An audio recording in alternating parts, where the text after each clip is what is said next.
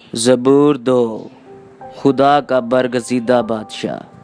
قومیں کس لیے تہش میں ہیں اور لوگ کیوں باطل خیال باندھتے ہیں خداوند اور اس کے مسیح کے خلاف؟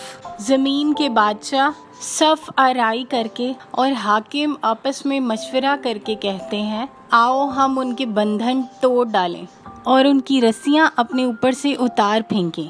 وہ جو آسمان پر تخت نشین ہے وہ ہنسے گا، خداوند ان کا مذاقہ اڑائے گا۔ تب وہ اپنے غضب میں ان سے کلام کرے گا اور اپنے قہر شدید میں ان کو پریشان کرے گا۔ میں تو اپنے بادشاہ کو اپنے کوہ مقدس صیون پر بٹھا چکا ہوں، میں اس فرمان کو بیان کروں گا۔ خداوند نے مجھ سے کہا کہ تو میرا بیٹا ہے، آج تو مجھ سے پیدا ہوا۔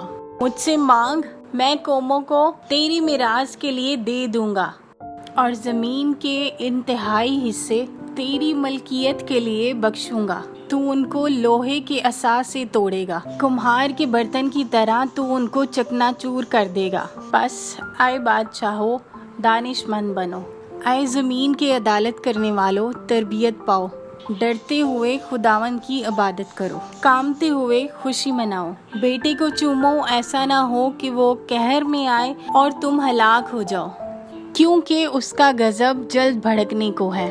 مبارک ہیں وہ جن کا توکل اس پر ہے۔